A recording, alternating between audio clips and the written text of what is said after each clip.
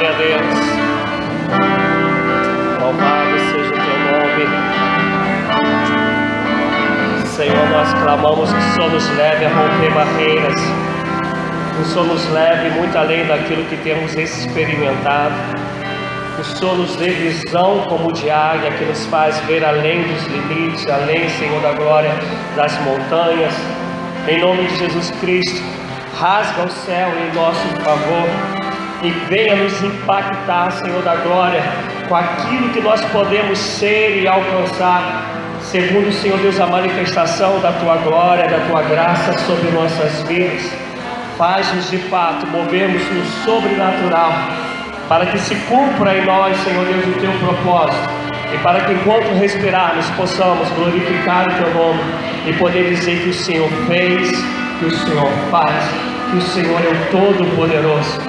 Faz isso acontecer sobre nossas vidas, Deus, em nome de Jesus Cristo. Amém.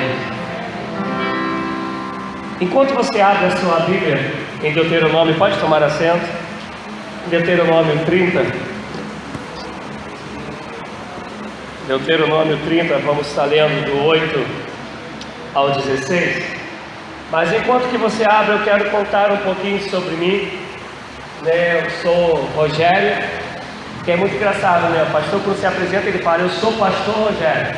Mas quando eu assino, eu não coloco pastor, né? Quando eu vou assinar, meu nome ainda é Rogério. E Deus, por graça, tem me levantado com misericórdia, muito amor, para ser pastor.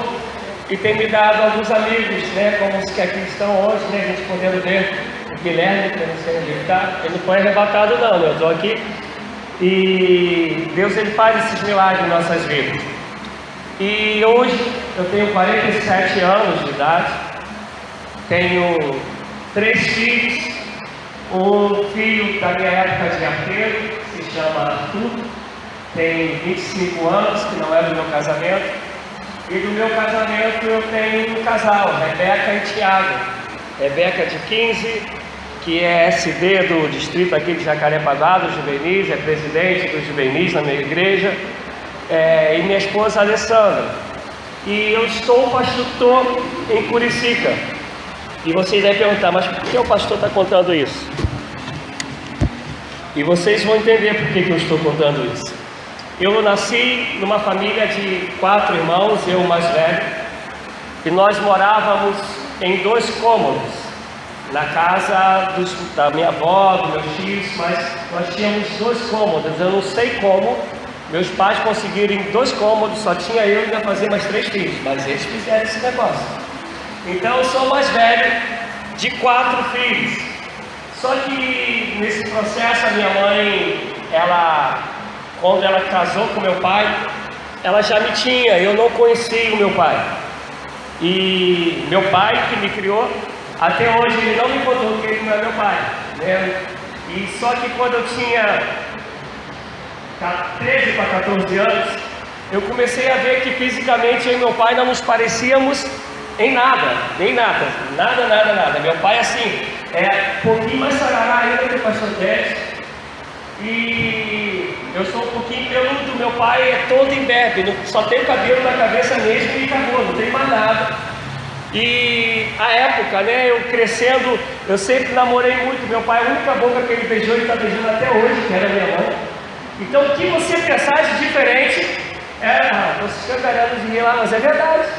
Mas o que vocês pensarem de diferente éramos eu e meu pai. E até que um dia que eu peguei minha certidão e vi que eu fui registrado já com 4 anos de idade, eu falei: pô, gente, o que meu pai estava dando aqui em cima da tartaruga para demorar 4 anos para chegar no cartório para me registrar?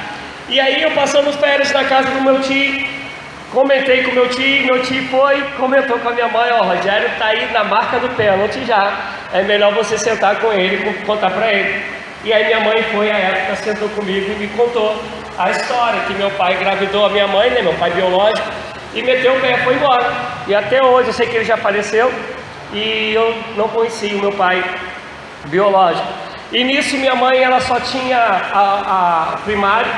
Meu pai, ele parou de estudar na 4ª série, né? Antiga 4ª série.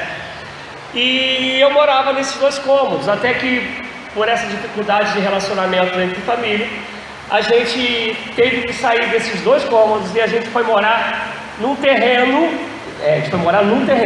emprestado. Nesse terreno emprestado, eu e meu pai construímos uma casa de barro. E eu costumo dizer que eu tenho um privilégio que vocês nunca tiveram, né? Porque a pessoa de tempo em tempo tem que trocar papel de parede. Na minha casa, toda vez que chovia, eu tinha que trocar o papel de parede. Então a gente renovava toda hora, né? Que chovia, caiu a parte, a gente ia lá e tudo, colocava de novo. E eu trabalho desde 9 anos de idade. Eu com 10 anos eu matava a galinha. O pessoal hoje nem sabe o que é isso. Eu matava a galinha, limpava a galinha, fazia tudo nada para botar a galinha ali lá boazinha para os meus irmãos comerem. Por quê? Porque minha mãe, depois já de uma certa idade, ela começou a estudar. Hoje minha mãe era formada em matemática. E quando eu falei que quando a gente começou, né, a história da família, minha mãe só tinha o primário antigo. E eu com 9 anos de idade, eu ajudava em casa, já trabalhava. E eu trabalhava na serralheria do meu tio. E trabalhar com a família é muito legal, né? Eu era só aquele garoto que cortava a terra e depois cortava, desempenava. Fui crescendo, fui aprendendo tudo sobre serralheria. Hoje eu tenho um negócio chamado midríase. Todo mundo aqui sabe, né, o que é midríase, né? O que é midríase? Nosso normal, nós quando olhamos para a luz, a nossa pupila ela fecha para proteger nossos olhos. A minha ela não fecha. Porque de tanto ver solda, eu queimei a minha pupila, então ela não fecha. E uma das maneiras de saber se alguém está vivo no acidente é quando essa pessoa está desmaiada, você abre os olhos, pega a lanterna e joga lá dentro. E aí a pupila automaticamente ela fecha. Se não deixar, porque a pessoa morreu. Se fizer isso comigo, eu vou dizer que eu morri. Aí, só que tem uma outra maneira, né? Que aí você pega o espelho, coloca perto do nariz, a respiração da pessoa vai deixar embaçado. Graças a Deus que tem essa outra parte, né? E isso porque eu comecei a aprender. E aí quando eu virei um serralheiro com 14 anos, meu tio mandou o serralheiro embora e começou a me pagar assim 10% a mais, economizando o dinheiro lá do serralheiro e me enganando porque eu era molecão. E fui aí, família é um barato, todo mundo sabe disso, né? Mas meu tio é parceiro, por misericórdia, eu estava contando para o Guilherme, eu fui pastor batista também, e meu tio se converteu quando eu pastoreava na Batista, então graças a Deus até hoje firme. E aí a gente foi morar nessa casa de barro e eu trabalhando desde 9 anos. E aí, para a gente ter alguém aqui um pouquinho jovem, né? Eu nunca fiquei de recuperação, nunca fiquei reprovado, e trabalhando e estudando e ajudando dentro de casa para meus pais poderem trabalhar e minha mãe, no caso, trabalhar e estudar.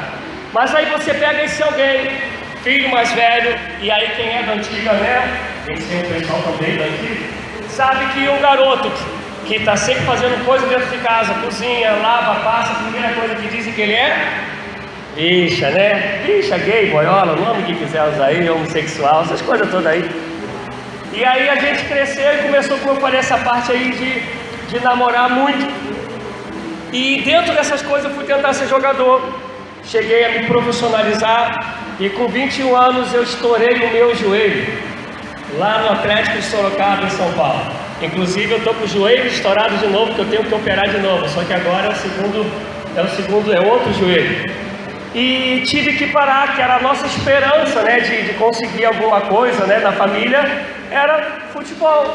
E a esperança que tinha, ela foi por água abaixo. E o interessante é que nesse período eu tenho um pai que não gosta de futebol. Então, quer dizer, eu ia tentar a sorte sozinho, ou minha mãe, quando tinha um tempo, me levava. E por que eu estou contando isso tudo para vocês? Você consegue imaginar alguém que mora numa casa de barro, de uma família que ainda não tem estudo, de 4 irmãos, você ser o mais velho? E onde eu morava, né, não sei se alguém aqui conhece, Arnaldo Eugênio dele já foi me levar mais ou menos perto de onde eu morava, só que ele me levou na estrada do Prêmio, eu morava na Arnaldo Eugênio, era cercado de favelas em volta, Rua L, Muriçaba. Hoje em dia esses lugares estão mais calmos, mas na minha época, às vezes a gente estava no mato buscando jabelão e olhava para cima e tinha um pequeno cortado, assim na árvore. Eu cresci nesse meio, e onde amigos meus com 17 anos eram donos de boca de fumo e morreu com mais de 32 tiros, que foi o André. O Silvinho morreu na frente da sua família e sendo filho de policial militar. Eu cresci nesse meio, então qual é a perspectiva que você tem de alguém que vai crescendo nesse meio, nesse contexto, de conseguir estar hoje com 47 anos, olhando para vocês e podendo dizer que Deus é bom e a sua misericórdia dura para sempre? Ninguém diria isso. E não parou me ensinando nesse processo, não pude continuar sendo jogador, fui ser fuzileiro naval. Fui fuzileiro naval, e aí saí de novo para tentar jogar bola. Isso em 90, porque no fuzileiro naval eu conseguia jogar, eu era na seleção do naval, mas quando eu fui para tentar de novo, meu joelho ele não aguentava os treinamentos, que eram os treinamentos. Saí de fuzileiro naval, fui ser vigilante. Saí de vigilante, que pensa uma profissão aí, já fiz. Já vendi picolé na rua, já trabalhei num jornal que já acabou, chamado Patropi, que era um jornal de bairro, eu era o cobrador do jornal. Trabalhei na Silvene, quem aqui conhece a falecida Silvene de Campo Grande? Ufa, tem pelo menos uma. Trabalhei na lanchonete da Silvene, já trabalhei com criadora, já vendi descartáveis. Se eu for falar aqui vai virar vigília, né? Um pouquinho de coisa que a gente já fez, graças a Deus. Mas o que eu estou querendo dizer é que quem olhasse para mim nunca ia pensar que com 22 anos eu ia conhecer uma pessoa chamada Jesus. Escuta que vocês vão entender onde eu quero chegar. Eu nunca briguei na minha vida, totalmente diferente do pastor Denis, né? Eu nunca briguei, eu treinei judô até faixa verde, mas não gostava muito desse negócio de ficar agarrado, né? E meu negócio era bola, mas graças a Deus eu nunca briguei na minha vida. Eu não sei o que é que a Vera, né, de verdade, dar um soco, tomar um soco, graças a Deus. Eu sempre fui muito, muito, muito tranquilo. E esse cara muito tranquilo foi ser policial militar. Só Jesus na causa. Eu vou abrir um parênteses aqui, que o pastor Pacheco falou que eu posso falar durante 2 horas, então não tem problema. Eu vou abrir um parênteses aqui rapidinho. Eu uma vez trabalhando de policial militar na Ilha Grande. Escuta isso, porque tem tudo a ver com o que a gente já falou aqui de caráter, de fé, de romper limites. E eu trabalhando na Ilha Grande não tem... Quem conhece Ilha Grande? Ufa. Só vocês que conhecem Ilha Grande. Gente, visitem Ilha Grande. É um dos lugares mais lindos do mundo. Não é do Brasil, do Rio, não. É do mundo. Vem nego do mundo todo. Para branco também, negro, branco, alemão. Aí tudo para Ilha Grande, só tem 116 praias na Ilha Grande. E uma diferente da outra. Nunca foram? Meu Deus, eu vou arrumar uma pousada para vocês passarem 2 dias lá. E aí eu trabalhei lá como policial militar, me cobra. E aí a gente lá nesse lugar, um dia lá, não tem tiro lá não, mas briga de faca, de foice. Ih, isso é verão então, os caras não tem cinema, não tem nada. O que eles fazem? Vão xaropar. Dá 10, 11 horas da noite, né? E aí faca para tudo quanto é lado. Aí me chamaram porque tava brigadinho o pessoal de um camping com outro camping. E aí fomos eu era cabo nessa época, foi um soldado e um sargento bala, pra lá. E aí os dois já chegaram com todo aquele negócio de polícia, né? Tiro, pancada e bomba. E eu fui mais devagarzinho, e o rapaz que estava com a faca, Deus falou assim, ó, vai lá falar com ele. Mas o cara estava com a peixeira, que era quase meu braço, cara, muito grande. Eu falei, Jesus, olha o tamanho da peixeira do cara. E Deus falou, vai lá falar com ele. E eu fui, quando eu fui na direção dele, ele foi assim no cantinho de uma cerca. Eu falei, Jesus, eu estou na mão, o cara, quer dizer, estava com a arma, mas aqui, guardadinha no ponto. Eu falei, Jesus, eu estou na mão, esse cara está com a peixeira, se continua assim, ele vai querer cortar minha cabeça. E aquela voz disse, vai lá falar com ele. E aí o sargento lá, né, querendo dar tiro em todo mundo, perdendo todo mundo, falei assim, amigo, não quero falar com você como policial. Eu quero falar com você como cristão e pastor que eu sou. Nessa época eu era pastor na Batista. Falei, quero falar para você como cristão e pastor que eu sou. Isso não é vida para você. Jesus te ama, não vale a pena. Eu comecei a falar, o cara soltou o facão e começou a chorar. O cara era desviado da Assembleia de Deus. E aí quando o cara veio para me abraçar, eu estou fardadão, e o cara veio para me abraçar, e o sargento fala lá, algema esse cara, e aí o cabo falou pro sargento, fica quieto, rapaz, deixa aqui comigo. No final, não teve nenhuma confusão, o cara entregou, eles ficaram em paz e foram para lá. Estou contando isso para dizer o seguinte, eu fui sargento da Polícia Militar, deixei a Polícia Militar, Pacheco, Guilherme, alguns aqui sabem disso, para ser missionário, eu e a família toda, lá no Peru. 3 anos ficamos no Peru. E agora, há pouco, né, minha filha fez 15 anos, mas a família toda que ganhou presente.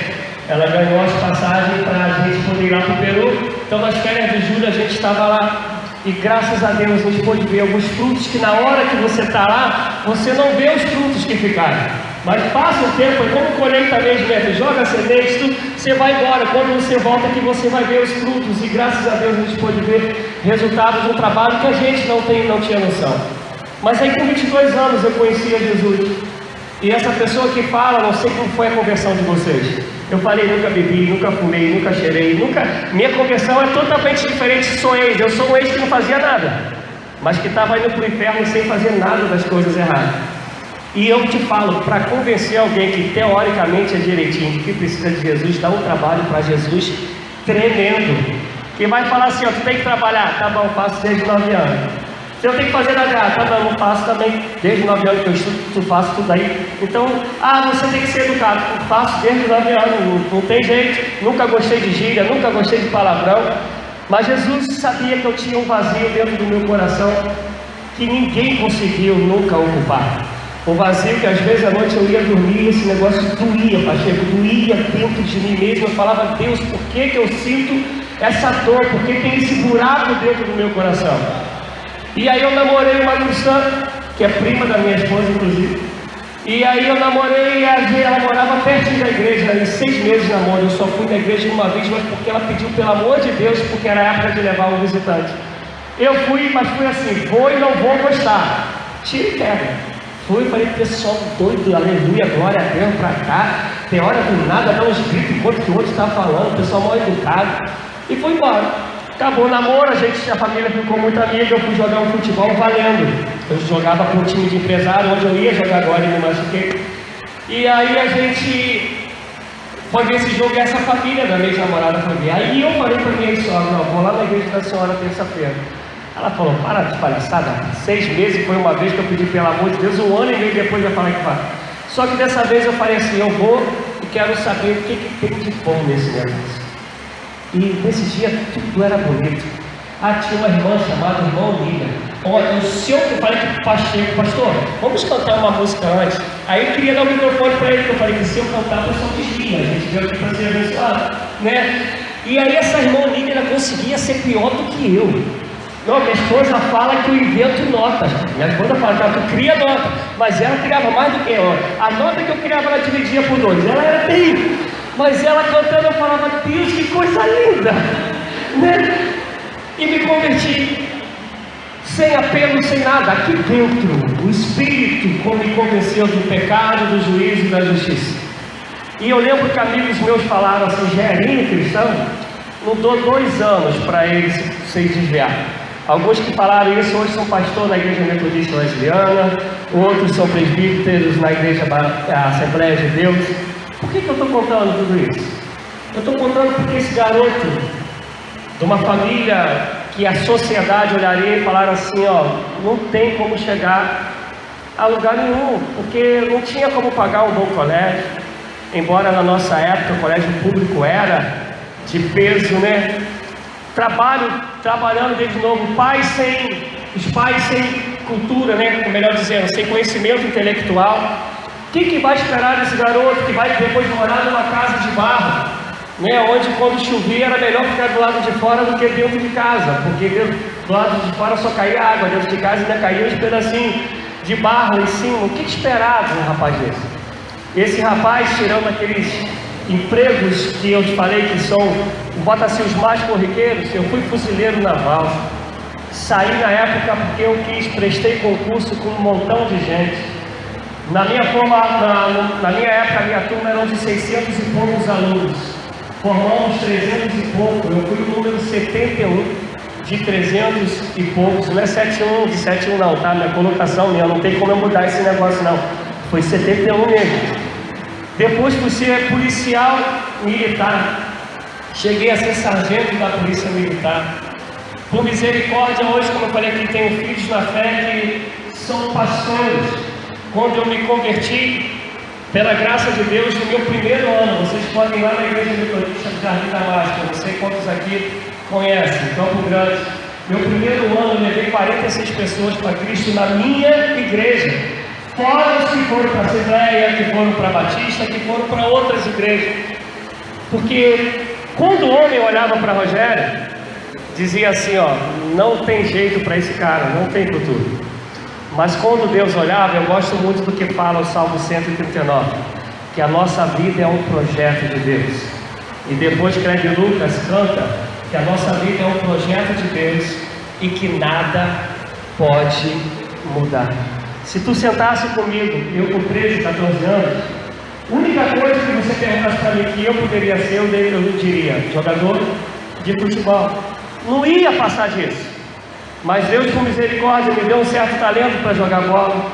Mas muito mais do que isso, me fez ser um pregador do Evangelho, me fez ser respeitado na maioria dos lugares que eu vou. Há pouco tempo aconteceu uma fofoca lá na igreja, que as próprias pessoas da igreja me defenderam. E aí uma outra pessoa, sem saber de nada, chegou e acabou de dar um checkmate no negócio. E porque Deus, o nosso Senhor, Ele é poderoso para fazer muito mais, além daquilo que pedimos ou pensamos, segundo o Espírito de Deus que em nós opera. Efésios 3:20.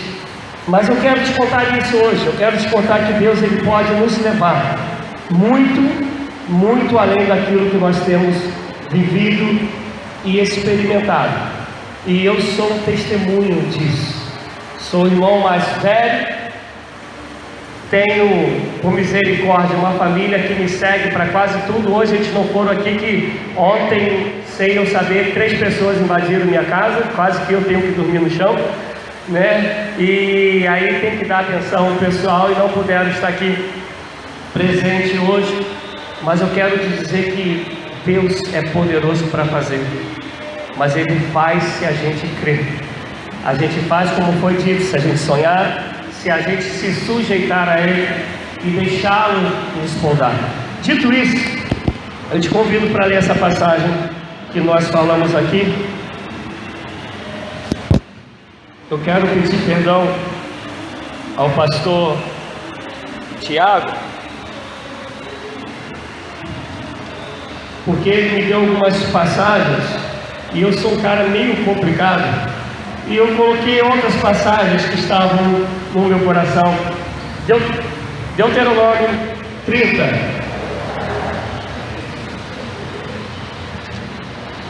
Podemos, amar? A partir do verso 8. De novo, pois, darás ouvidos à voz do Senhor, cumprirás todos os seus mandamentos que hoje te ordeno. O Senhor teu Deus te dará abundância em toda a obra das tuas mãos, no fruto do teu ventre, no fruto dos teus animais e no fruto da tua terra, e te beneficiará. Porquanto o Senhor tornará a exultar em ti, para te fazer bem, como exultou em teus pais. Se deres ouvidos à voz do Senhor teu Deus, guardando os seus mandamentos e os seus estatutos, escrito neste livro da lei, se te converteres ao Senhor teu Deus de todo o teu coração, de toda a tua alma, porque este mandamento que hoje te ordeno não é demasiado difícil, nem está longe de ti, não está nos céus para dizeres: quem subirá por nós aos céus, que não o traga e não o faça ouvir para que o cumpramos, nem está além do mar para dizeres: quem passará por nós além do mar, que não o traga e não o faça ouvir para que o cumpramos. Pois essa palavra está muito perto de ti, na tua boca e no teu coração, para cumprir. Vê que proponho hoje a vida e o bem, a morte e o mal. Se guardares o mandamento que hoje te ordeno, que ames o Senhor teu Deus, ande nos seus caminhos e guardes os seus mandamentos e os seus estatutos e os seus juízos, então viverás e te multiplicarás, e o Senhor teu Deus te abençoará na terra a qual passas para possuí-la. Como o pastor Tiago falou, é superando limites e indo além, é o tema. Se a gente ler ainda Deuteronômio 11, a passagem é bem semelhante a essa. E o engraçado que está, se você junta Deuteronômio 11 e 30, Tem um dito que eu comentei esse dia lá na igreja, e quem não cola, não sai da escola, né? Todo mundo já ouviu isso, né? Mas não vai por esse caminho não, que eu não sei que ninguém vai crer, só eu que creio nisso. Eu nunca colei e saí da escola. Mas eu posso dizer, brincando, que a cola ela começa com Deus. Porque se a gente pega Deuteronômio, ele vai dizer mais ou menos isso: eis que pôr diante de ti bênção e maldição, a vida e a morte. Mas aí ele dá uma cola, ele fala assim: escolha, pois, a vida para que viva. O que eu quero dizer com isso? Eu quero dizer que Deus nos deu um negócio chamado livre-arbítrio. As escolhas são sempre nossas. E a gente sabe que toda ação tem uma reação, né? A gente vai sempre ter consequências daquilo que nós escolhemos e daquilo que nós deixamos de escolher. Quando o pastor Denis falava, ele falava sobre essa parte da gente obedecer a Deus. E a palavra raiz de obedecer não é somente você cumprir algo, porque a gente, quando tem um patrão que é ruizão, e aí a gente falando como que já foi militar, às vezes a gente pega um chefe, um general, um comandante que ele é horrível, e você acaba fazendo o que ele manda, porque se você não fizer, você está perdido. E a gente, na nossa língua, a gente dá o nome disso de obediência. Todavia, o nome disso é submissão. Obediência mesmo é quando eu cumpro o que me mandam, ou o que a mim cabe, mas eu faço com alegria, com desejo de agradar a quem me mandou fazer. Então o que nós devemos a Deus é obediência, é fazer por Deus, em Deus e para Deus com alegria, e não por obrigação, e não como um peso. Mas a escolha de fazer ou de deixar de fazer, ela sempre é nossa. As duas passagens que nós lemos, o Senhor está dizendo o seguinte: olha, você tem o caminho da vida, você tem o caminho da morte. No caminho da vida, se tu procederes assim, porque este é o caminho da vida, porque é um engano na gente, que a gente pensa assim: não, eu estou no caminho da vida e agora eu vou fazer aquilo que me cabe. Só que o Evangelho ele não ensina assim. O Evangelho ensina assim: à medida que eu faço o que me cabe, é que eu trilho o caminho da vida. Vou fazer igual o pastor Pacheco. Estão me entendendo? Eu não entro no caminho para obedecer. À medida que eu obedeço, que eu vou entrando no caminho. Porque viver em Cristo não é um caminho traçado. Viver em Cristo é a maneira pela qual eu vivo, como eu vivo, de tal maneira que vão olhar para mim, para você, e vão dizer: são filhos e filhas do Senhor, são discípulos e discípulas do Senhor. A maneira que eu vivo, que vão dizer, ele está no caminho. E esse caminho ele pode ser no Jordão, como pode ser à beira-mar, lá de Copacabana, Barra da Tijuca, Recreio. A maneira que eu vivo é que vai dizer qual o caminho que eu estou trilhando. E o desejo de Deus é: olha, obedeça, porque aí vocês vão caminhar, vão trilhar o caminho de vida, e vida em abundância. Amém? E como o tema é superar os limites e ir além, nós só vamos conseguir ir além se de fato estivermos em Cristo. Aí eu vou pegar o meu testemunho de vida que eu vou ter para vocês. Se a gente for falar da parte social, e eu lembro uma conversa que eu tive com um senhor chamado Nilton, pai de dois grandes amigos meus, né? Quem aí, os pastores que me conhecem um pouquinho, eu gosto um pouco de esporte radical, né? Eu gosto de saltar de parapente, eu gosto de surfar, e agora eu não estou podendo fazer nada por causa do meu joelho. Mas os amigos que me dão aula de parapente são esses dois irmãos, que eu os conheço só há 35 anos, mais ou menos, né? Por aí, que nós nos conhecemos. E o pai deles, Nilton, ele sempre me viu brincando com todo mundo, sempre busquei ser educado, que assim meus pais me ensinaram. Adoro fazer piada, adoro fazer os outros rir, sempre fui um bobão. Então um dia a gente sentando para conversar em sua casa, e eu comentei com ele desse vazio, dessa dor que eu sentia no meu peito. Ele falou assim: Rogério, cara, não parece isso. Se você não me contasse, eu nunca ia saber que você passa por isso. E eu ainda era jovem, eu devia ter, sei lá, 17, 18 anos nessa época. Porque eu estou contando, uma coisa é a gente, aos olhos da sociedade, a gente poder ir além. Outra coisa é a gente ir além quando a gente está vivendo pelo olhar do Senhor. Vocês conseguem entender? Porque aquilo que a gente consegue galgar na sociedade, você consegue fazer com os seus esforços, com as possibilidades que a vida te dá. Aquilo que você vai além do Senhor, é aquilo que Deus coloca no teu coração, como foi falado antes sobre o sonho, e que vai projetar isso, ainda que ninguém mais projete isso. Eu vou te dar um exemplo disso. 1 Samuel 17, se você for abrir, é a passagem bem conhecida de um cara chamado Davi, molecão, e eu costumo dizer que Davi foi o primeiro motoboy que a Bíblia mostra, né? Porque ele estava lá no cantinho, chegou a encomenda lá, você tem que levar o sanduba para os teus irmãos. E aí ele entra, senta lá na motinha dele e vai levar o sanduba para os irmãos dele. Quando ele está de frente para os irmãos dele, e ele começa a saber que está lá o exército, tem um cara lá, o tal de Golias, e diz historiadores, e eu fiquei pasmo com isso, que só a lança sem a ponta da arma do Golias pesava 70 quilos. Filho, o cara me segurou, eu tenho 77, o cara me segurava assim, né, com a mão só, fora, dizem eles que era cerca de 50 o que estava na ponta da lança dele. Imagina, ele te pegava com o braço, né?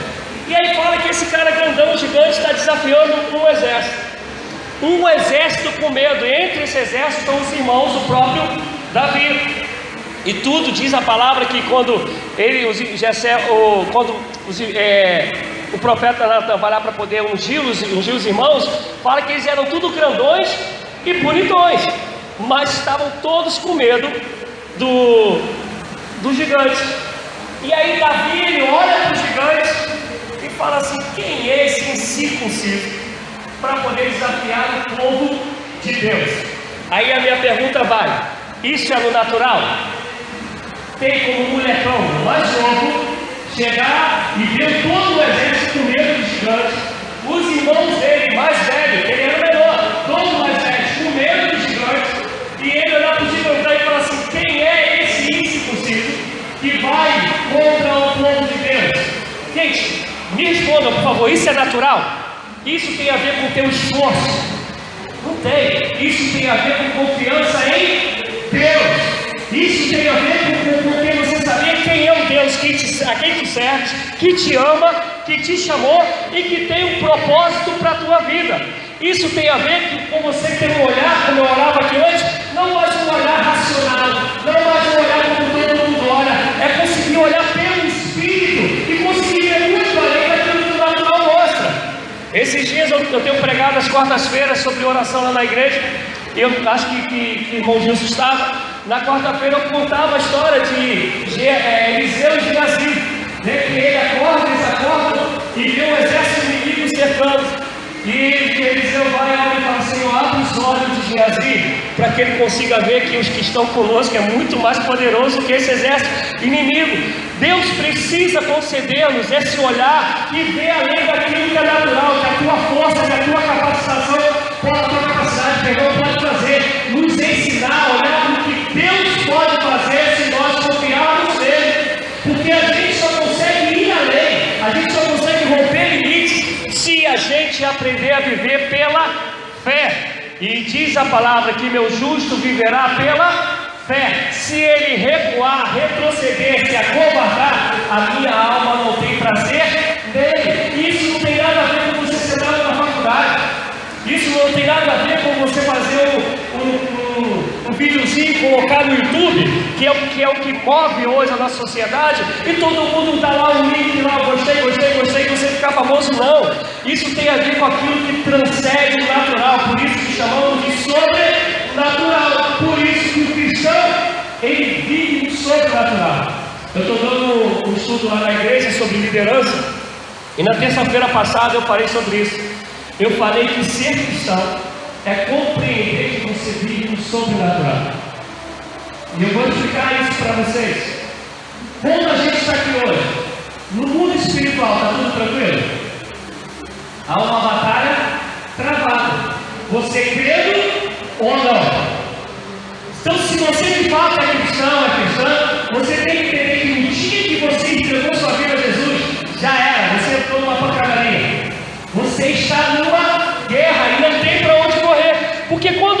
estava sem Cristo, não tinha guerra, porque você estava agradando ao nosso adversário. Mas quando Deus te resgata, Ele fala assim: eu vim para matar, roubar e destruir. Se possível for, vou me disfarçar de anjo de luz para poder enganar os escolhidos. Ele veio para destruir, essa é a missão dele. A partir de então, você está numa guerra 24 horas por dia. É a graça de Deus que fala que até quando a gente dorme, Ele está guerreando, trabalhando, pelejando ao nosso favor, senão nós estaríamos perdidos, porque a batalha está travada. Então o convite essa noite, já não é mais tarde, né? Acho que já é noite, é nos fazer compreender que Deus nos chamou para ir além do natural, além daquilo que a tua razão pode dizer. Não estou falando aqui de loucura, não estou falando aqui de utopia, estou falando daquele Deus que é o nosso Deus, que fala no coração e diz: eu te tomo pela tua mão, te ajudo, te sustento e te levo mais lá. Aí às vezes ninguém fala em espanhol, me te levo mais além. Em espanhol é mais allá, né? E às vezes eu estou assim embolado, me perdoa. Se nos leva além disso, e a gente precisa compreender isso. Quando o pastor deles falava assim: você crê que Deus pode transformar Jordão? Eu tenho lido nos últimos meses sobre os avivamentos históricos. Meu Deus, se você vai ler, vou falar só de um, dos Zulus, em 1966 na África. Aconteceu com essa história? O avivamento dos Zulus, o povo dentro da África, na época do apartheid. E aí tinha lá um missionário há 20 anos orando, 20 anos orando, pregando, ninguém se convertia. Pastor Guilherme, 20 anos, o cara está lá orando, uma marca do cristão que vai além, e como foi falado aqui na hora do sonho, é quando a gente não desiste, é a persistência, não perder o foco. 20 anos ele orando, diz a história que ele já estava a ponto de desistir, porque ele foi fazer missão. Gente, 20 anos orando e ninguém se convertiu. Numa época de 1966, perto do Natal, ele já pensando, né, e falar: Senhor, vou voltar, já são 20 anos. De repente, bate na porta dele. E eu não lembro o número exato, eu sei que era um grupo enorme de pessoas, de africanos Zulus, que bateram na porta dele e falaram assim: ó, a gente veio aqui para aceitar Jesus. Não foi ele que foi, o pessoal foi na porta dele. E a história diz que ele conta assim: mas gente, eu estou aqui 20 anos pregando, vocês nunca aceitaram, agora que vocês que vêm aqui. E ele conta o seguinte, que o povo disse assim para ele: olha, eu não sei o que aconteceu, mas a gente estava em casa e sentiu um negócio no coração, e a gente veio aqui e a gente quer Jesus. Em uma semana, 1000 Zulus em uma semana se converteram ao Senhor. Em um mês, eram 5.000. Há pouco tempo eles estavam construindo uma das igrejas deles, para 10.000 pessoas, uma das igrejas deles, isso de 1966 para cá. O que ele está querendo dizer é o seguinte aqui: há uma vida espiritual sobrenatural que Deus chama para aqueles que são dele, para serem guiados pelo Espírito, para viver no Espírito, para andar no Espírito, compreendendo que tem algo que a sua mente não alcança, que a gente apenas crê, porque sabe que Deus é poderoso para realizar. Amém, amados? Louvado seja o nome do Senhor. Uma outra coisa que eu quero que a gente compreenda é que quando Davi ele luta contra Golias, ele joga Golias no chão. A gente conhece a história e corta a cabeça. Mas eu quero contar uma outra pessoa, outro grupo de pessoas que consegue, no meio dessa vida normal, natural, olhar mediante, porque a gente daqui a pouco vai falar sobre a palavra de Deus, e é algo que eu sou muito apaixonado. A gente vai ver que quem crê naquilo que Deus colocou no coração faz coisas que a maioria não faz, vê coisas que a maioria não vê, crê em coisas que a maioria não quer mais crer. Por isso que eu quero te dizer, tem uma música antiga, não sei se o Thiago vai conhecer, que o Thiago é músico, é antiga, do Kleber Lucas, que ela fala mais ou menos assim, que ser cristão é ter coragem para ir na contramão da multidão. Agora me faltou o ritmo da música. Você saber que a multidão está vindo para cá e você está indo para lá. Essa passagem a gente encontra em Números 13. E ela vai terminar em Números 14, que é a passagem dos espias. Moisés manda 12 espias para poder olhar a terra prometida. A terra já era... vou tentar. A terra já era prometida. Então, assim, eles citaram. Deus falou. Vou dar. É a palavra do Senhor. É a palavra do Senhor pela razão? Não, porque quem conhece a história de onde eles saíram, para onde eles iam chegar, não tem nada a ver com razão. Tem a ver com sobrenatural, de romper barreiras, limite e a lei. Eles passam um montão de perrengue, mas um montão de milagres de Deus, até chegar nessa hora. E aí vão os 12 lá. Os 12 vão, olham, os 12 voltam. Quem conhece a história sabe que 10 fala assim, ó, babou. É maior furada esse negócio. Deus nos trouxe de lá para nos fazer crescer aqui. Os caras são grandes pra caramba mesmo. A gente na frente dele, a gente é como gafanhotos, eles vão arrebentar com a gente. Caraca, mas chega Jesus aí, caralho, e fala, olha, é tudo igualzinho como Deus falou. A terra emana leite e mel, as uvas são gigantes, os frutos de lá são maravilhosos, a terra é linda, vamos entrar e possuí-la. Vocês conseguem ver? Eram 12. Estavam vivendo há tempos mediante a palavra do Senhor. Quando chega no afronto, no confronto, no embate, 10 pipocam, 10 não conseguem continuar crendo, conseguem olhar somente pela razão, mas não olham só pelo sobrenatural. Eu não sei a vida de vocês, mas os pastores aqui vão corroborar comigo. A gente está cansado de estar em igreja, que todo mundo canta, levanta a mão, dá aleluia, se arrepia, vira cambalhota, faz um montão de coisa, mas só consegue viver aquilo. Não consegue nunca compreender que Deus é poderoso para fazer mais, para nos levar mais. Conseguem crer naquilo que a Bíblia diz, que nos leva a ser religiosos, a estarmos na igreja, a batermos o cartão. Eu comentava lá na igreja esses dias, pastor Guilherme, que lá no Peru tem uma igreja, não é metodista, mas que ela tem ponto digital na igreja. Você entra, mete o dedão lá, para o pastor saber que você entrou. Eu fico pensando num montão de crentes aí que eu conheço, se bobeasse, ele ia lá no livro de manhã, ele meteu o dedão, ia voltar e ia para a praia, né? Que ia estar a digital dele lá. Né? Não, sei que aqui não acontece isso não, só em algumas igrejas que eu conheço.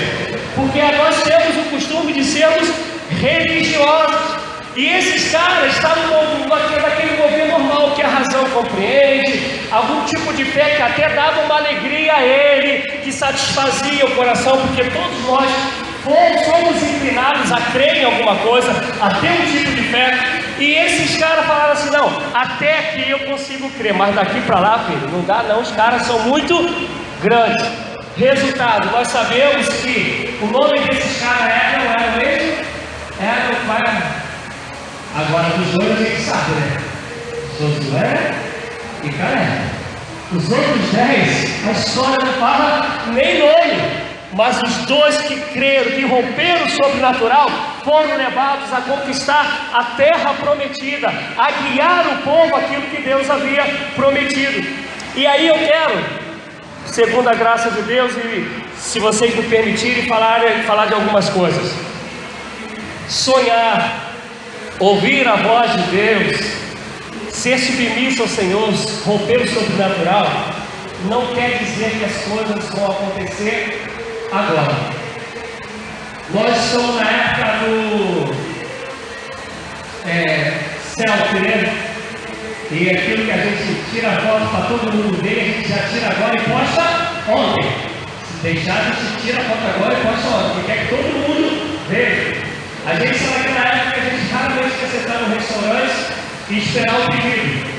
Né? A gente quer passar naquele lugarzinho do restaurante que a comida já está pronta, mete o mãozão e vai embora, então a cara já vai montando e sentando. Nós estamos vivendo uma geração, uma época que tudo é para aqui e agora. Eu contei do missionário, quanto tempo que ele ficou esperando acontecer? 20 anos. Tu sabe quanto tempo o pessoal demorou para entrar na terra prometida, depois desse momento dos espias? 45 anos. Deus já deu a promessa, os caras viram a terra, mas quem lembra da história, foi necessário que essa geração ficasse também no caminho. Eles demoraram 45 anos até chegar à terra que Deus havia prometido. Quem vive no natural não espera um ano. A gente vê crente, né, entre aspas, vigiando por 1, 2 anos, porque não aconteceu o que ele cria, e ele foi ver nem Deus falou, mas vamos dizer que tenha sido Deus. Ele cria que foi Deus, creu que foi Deus, Deus falou, mas não foi o tempo dele, ele chega e fica mudo. Meu amado, se você foge antes, você nunca vai viver o sobrenatural de Deus. Você nunca vai romper barreiras, você nunca vai ir além, você nunca vai transpor os limites naturais, porque o chamado de Deus é: se Ele colocou no teu coração, se Ele falou, sonhe, creia que Deus vai te fazer romper as barreiras, só que no tempo dele. Quando eu falo do tempo dele, eu lembro de novo da história de Davi. Davi, quando ele vai guerrear contra o gigante, quem conhece a história? Saul, ele pega lá a túnica de Saul do rei, bota nele, pega a espada, escudo e coloca em Davi. E Davi vai tentar andar no trevo e não consegue andar com aquilo. Eu, quando eu jogava bola, eu tinha uma dificuldade, que era usar caneleiro. Nunca gostei de usar caneleiro. É claro que não era como são as de agora, né? Estou falando aí de 2 anos mais ou menos atrás, né? Não era como são as de agora. E chegou uma época que aquilo era obrigatório, e aquilo ali me arrebentava, me incomodava demais ficar com aquele negócio duro na minha canela. Mas era obrigatório, até que um dia, num jogo, o cara me deu uma pancada. Volto a repetir, a canela antigamente não é como de agora. Que a canela que eu usava, ela quebrou no meio, ela dividiu com a pancada que o cara deu e criou aquele ovinho, né, que a gente costuma dizer, roxinho assim na minha canela. Se eu tivesse caneleira, acho que ele me quebrava. Mas Davi, ele vai usar as armas do rei Saul, e ele não consegue. Mas aí ele vai lá, pega 5 pedrinhas. Aí eu fazendo escola dominical. Por que Davi pegou 5 pedrinhas? Vale para os pastores de São André. Por quê? Depois vocês me leem lá, Golias tinha 4 irmãos, era um total de 5. Depois vocês veem lá. E aí, na verdade, ele pegou a pedrinha para cada gigante, porque ele sabia que uma pedrinha só era o suficiente para ele derrubar cada um. Porque ele falou assim: eu não vou contra você nas minhas forças, eu vou no nome do Senhor dos exércitos. E aí passam-se os anos, Davi está fugindo. Davi agora já está no outro nível espiritual, outro nível de maturidade, e aí ele já tem condições. Na fuga dele, ele corta a espada de Saul, ele bota a roupa de Saul, e ela cai muito bem nele, e ele consegue lutar. O que eu estou querendo dizer é que Deus vai te fazer ir além com aquilo que você tem, porque quem te capacita é Ele. Às vezes a gente diz assim: para eu ir além, para eu ultrapassar o natural, eu tenho que ter os dons que o outro tem, eu tenho que ter o talento que o outro tem. Não é pelo que você tem, é quem você serve. Não é pelo que você é o Deus que você crê, em quem você crê e que te chamou. É Ele que te faz ir além, é Ele que te faz transpor, é Ele que te faz saltar barreiras. No momento que Ele achar que tem que te dar mais, Ele vai te dar, porque Ele faz para a glória dEle. A minha e a sua parte é crer que Ele é poderoso para me fazer ir além. E à medida que eu vou caminhando, Ele vai me capacitando para poder me levar além, me levar além. Se Davi cresce nele, ele ia falar assim: ó, não vou poder ir porque a tua arma não deu. Mas não, ele fala assim: ó, não preciso disso, porque é o Deus que eu sirvo que hoje ainda vai me dar a sua cabeça. E a gente sabe que a história termina assim. Uma outra coisa que eu quero falar nessas 2 passagens, tanto de Números como na passagem de Davi. Se você pegar lá em 1 Samuel 17, se eu não me engano, dos versos 28 a 30, há uma discussão lá do pessoal, que principalmente o irmão dele fala: cara, quem é você, Davi? Esmirradinho, desse tamanhozinho, para poder lutar contra Golias. Você está vendo que aqui é um exército, pessoal tudo formado, tudo adestrado nas batalhas. E Davi não tem preocupação com o que os outros estão dizendo. A única certeza e convicção dele é daquilo que Deus nos chamou para ser e para fazer. Escute o que eu vou falar para vocês. Nunca vai faltar na nossa vida pessoa que queira puxar o tapete. Nunca vai faltar, como foi dito aqui, especialistas. O pastor Tiago falava que ele não consegue caminhar com os pessimistas, com aqueles que querem te colocar para trás. Quem é antiga, lembra do desenho que falava assim: isso não vai dar certo, isso não vai dar certo. A Guilherme já riu das antigas. Aí depois no final a motinha falava assim: eu te disse que não ia dar certo, eu te disse. E era assim, esses irmãos de Davi falam: isso não vai dar certo. E aí, se você ler o texto, para a gente não demorar, vai dizer que Davi virou para o outro lado e foi perguntar a outros, porque ele não quis dar ouvido àqueles que falavam que não ia acontecer o que Deus já tinha colocado no coração dele que ia acontecer. O que Deus colocou no teu coração pode parecer loucura para uns, pode ser impossível para outros. Não dê ouvido, creia. É como esses 10 que estavam com Josué e Caleb. 10 disseram: a gente vai morrer. Mas eles 2 disseram: a terra é como Deus nos prometeu, vamos entrar e conquistá-la. Glória a Deus. Tu tem que entender, especialista, que aqueles que querem te puxar para trás vão aparecer, mas você só vai conseguir viver no sobrenatural se você entender que se Deus te chamou e você deixar, Ele vai fazer. Gente, a gente tem um montão de passagem para falar sobre isso, né? No texto que o pastor Pacheco me deu, a gente tem Abraão, a gente tem Cornélio, Atos 10, né? A gente tem Cornélio, que uma das coisas, pastor, que me encanta na história de Cornélio é que quando ele manda chamar Pedro, né? Deus manda enviar homens para chamar Pedro, e aí a gente fala diretamente do discipulado, né? Enquanto que os homens iam chamar Pedro, Cornélio não sabia se Pedro ia ou não. Cornélio não sabia como Pedro ia se comportar ou não. Eu sei que Deus apareceu para Cornélio e mandou chamar Pedro. Cornélio fez o seguinte: mãe, avô, gato, cachorro, passarinho, periquito, vizinho. Ele foi chamando todo mundo que ele podia e colocou na casa dele. Agora pensa comigo, a gente tem a história lá e fala: cara, que coisa linda que foi quando depois Deus derramou do Espírito. Agora imagina se Pedro não vai. A cara que ia ficar de Cornélio, todo mundo lá. Eu acho que se fosse um pessoal quase crente, ia falar assim: Cornélio, pelo menos tem um bolinho e um café, né? Porque, vim aqui à toa, depois desse mico todo. Mas Cornélio não quis saber do resultado em relação a Pedro. Ele creu no que Deus chamou para fazer. E quem conhece a história, os que não eram judeus, que eram gentios, não tinham direito, entre aspas, não tinham direito a poder ouvir a palavra de Deus.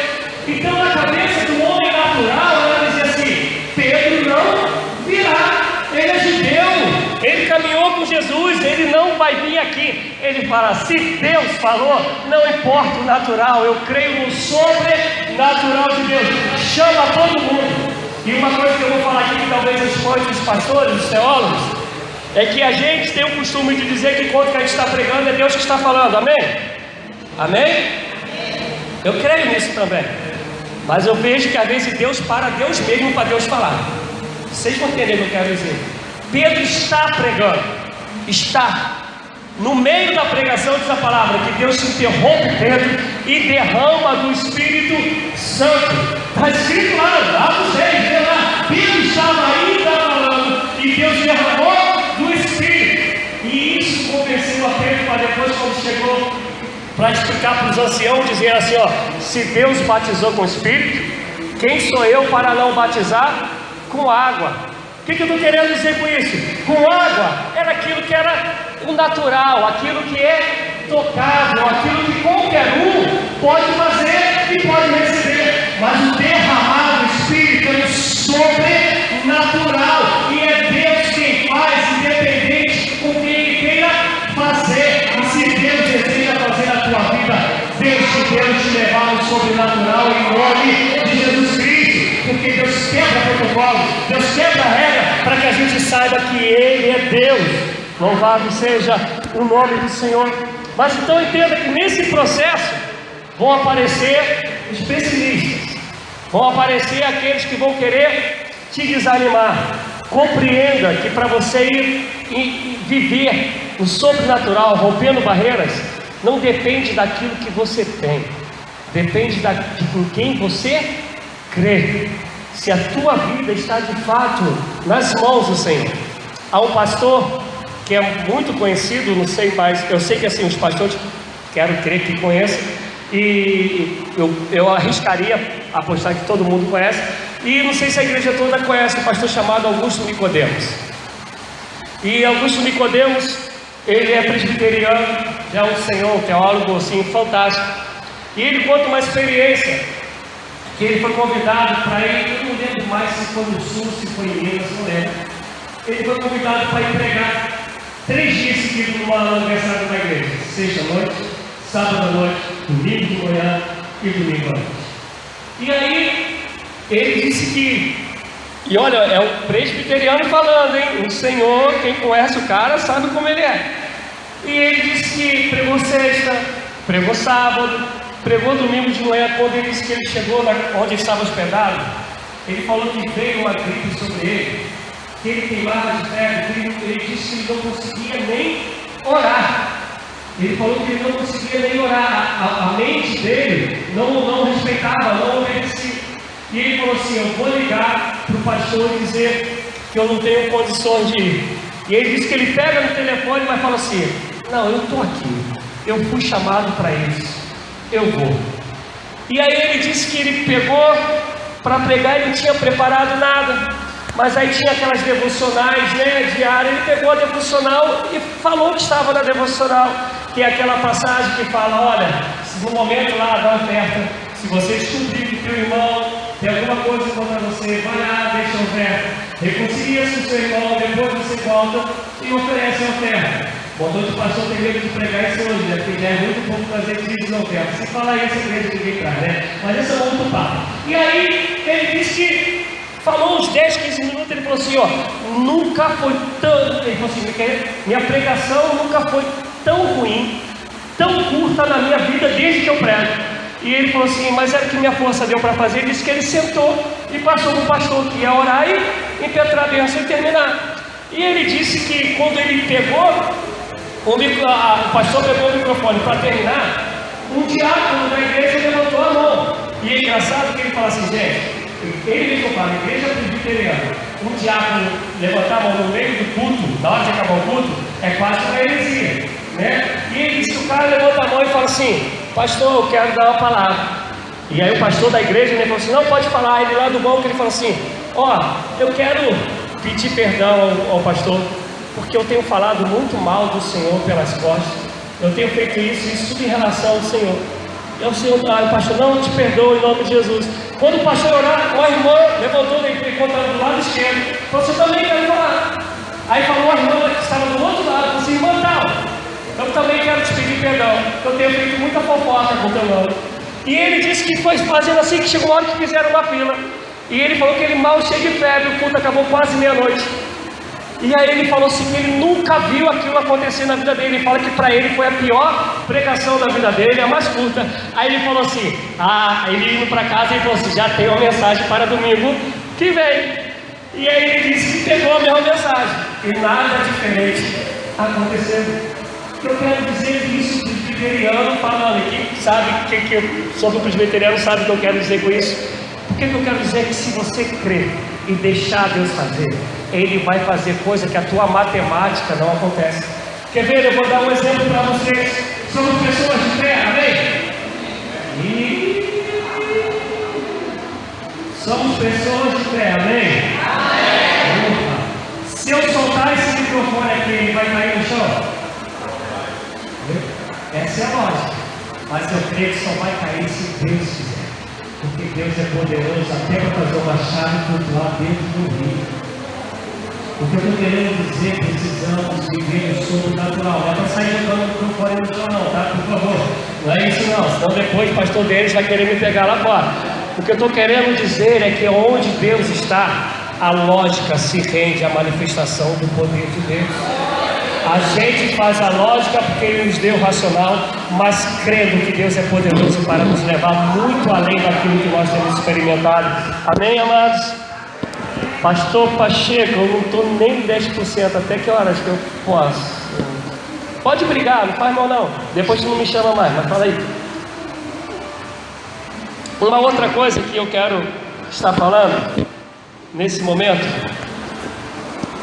é sobre um outro cara chamado, todo mundo conhece, Juízes 6. O que está escrito em Juízes 6 sobre um homem chamado Gideão? Se fosse no dia de hoje, na nossa linguagem, a gente ia falar assim: pô, Gideão é o maior pipoqueiro. Gente, vai ser covarde no raio que parta. Que Deus aparece para ele, fala que o anjo do Senhor apareceu para ele. Gente, se o anjo do Senhor apareceu, acabou o natural, sim ou não? Mas ele consegue ainda ficar pensando naturalmente. Quantas coisas Deus tem feito na nossa vida e a gente continua pensando naturalmente. Você crê que teu nome está escrito no livro da Bíblia, amém? Por que você crê nesse negócio? Por que você viu lá escrito esse trem? Qual foi a caneta? Era a Bíblia? Qual o cartório que isso foi registrado? Você viu Jesus ressuscitar? Onde está escrito esse trem? Mas a gente crê, isso é natural? Não, isso é sobrenatural. O Espírito de Deus testifica com o nosso espírito que nós somos filhos de Deus.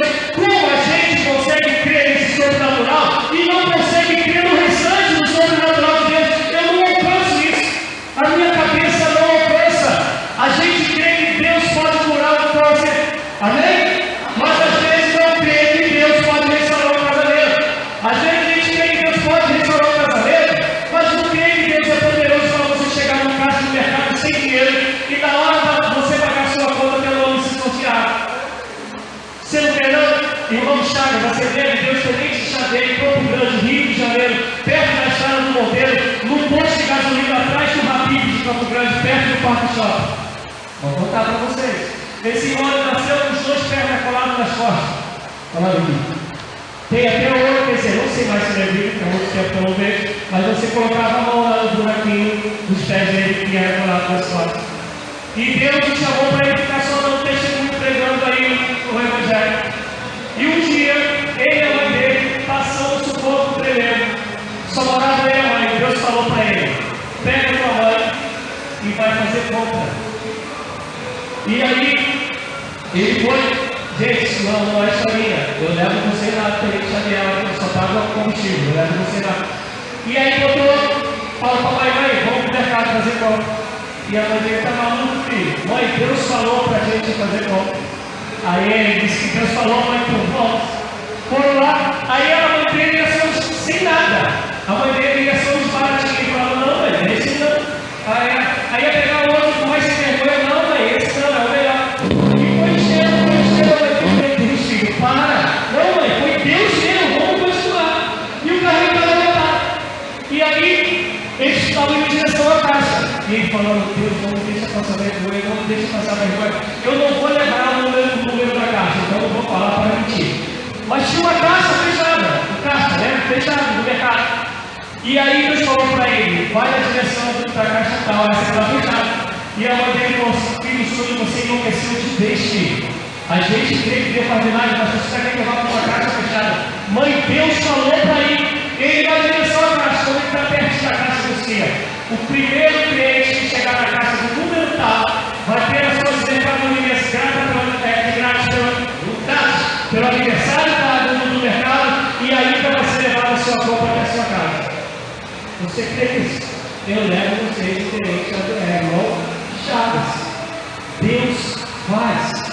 Se a gente crê, descansar nele, não caminhar mais por vista, mas caminhar por fé, Deus faz. Aí está Gideão. Gideão aparece um Senhor de Deus chamando para libertar todo mundo. Aí, gente, se não entra na minha cabeça, não sei na tua, Jesus, como é que aparece o Senhor lá hoje, lá? Cara, eu já caía tudo para trás, né? Olha tu. Está falando com ele, cara, olha, para fazer isso. Se é o Senhor, aí descansa essa história, né? 3 provas ele faz, tá lá, do 6 em diante. 6 provas ele faz com você. E aí o Senhor fala, tá bom, agora eu creio no teu Senhor, então eu vou obedecer. E aí, a gente faz essa história, eu sou o menor, que ele vai falar para Deus, né? Na minha época falava, né? O mosquitinho, do cocô, do cavalo, do bandido, né? É mais ou menos isso. Aí ele fala assim: eu creio agora e vou. E aí tem um povo que já é pequenininho para poder lutar contra o exército. Mas Deus fala assim: ainda tem muito. E bota lá um pouquinho de cabeça. Eu